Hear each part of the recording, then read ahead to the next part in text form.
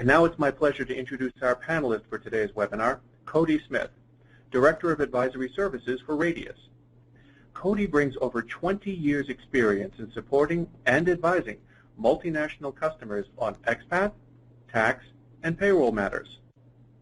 Concentrating in the areas of global mobility, HR, tax, immigration, and payroll, Cody brings a broad range of expertise addressing practical issues that arise when setting up and managing overseas operations for the Radius Advisory team.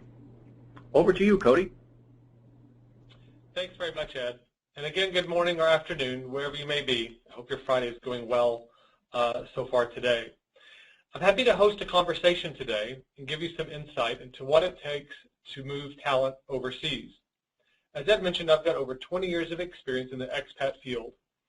I deal mainly with expat taxes for individuals, helping to minimize employees' tax burdens and also employer tax obligations while maintaining compliance through a broad-based approach of home and host country compliance items, whether that's tax, payroll, immigration, or things of that nature.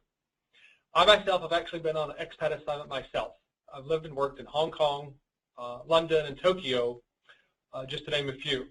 So a lot of things I'm going to talk about today, I've actually had firsthand experience at on the receiving end as an expat and also on the providing side, giving advisory services to many of my clients, working with various multinationals and helping them through their compliance needs, policies, and things of that nature we're going to be discussing on the webinar today. So that being said, let's get to the agenda. We'll talk off and kick about some key questions to consider. Often when I sit down with many of my clients and prospects, there's oftentimes usually a number of burning issues that are at the forefront of their minds. So I've compiled a list into a couple of slides that kind of highlight those key points that I hear resonate on numerous conversations that I have. Some probably will sound familiar to you, and others may jog your memory a bit just to say, oh yes, we had that issue not too long ago. And this may bring it back to the forefront of your mind as you think about moving some of your employees around the world from country to country. We'll talk a bit about policy overviews from a relocation standpoint and from a tax perspective and a tax reimbursement policy perspective. We'll give some definitions around those if you're not familiar or to jog your memory. We'll talk about immigrations and entry clearance concerns, the tax compliance and tax management piece that also needs to be considered, and typically what it takes to be compliant in any given location.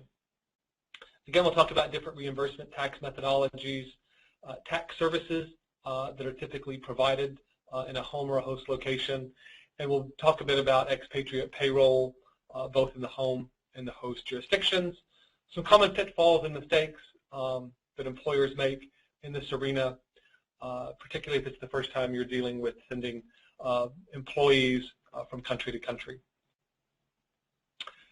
Ed, let's go to slide 7. So some common questions, again, that I've heard dealing with my clients. We sit down is, we know we have a problem. We've got people that we think could be causing risk for the company, but we really don't know where they are.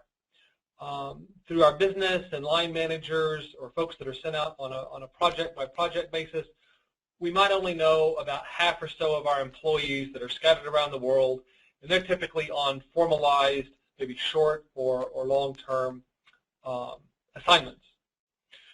So they'll come to me and say, well, how do we get a better handle on tracking these individuals? How do we maintain that? So we'll get into those details in just a bit. Point number 2 is kind of goes hand in hand with that. Is there someone within the organization that monitors your business travelers or your mobile employees? That may not be a typical assignee, what we consider a typical expat of maybe 1 to 2 years, and then returning to their home base.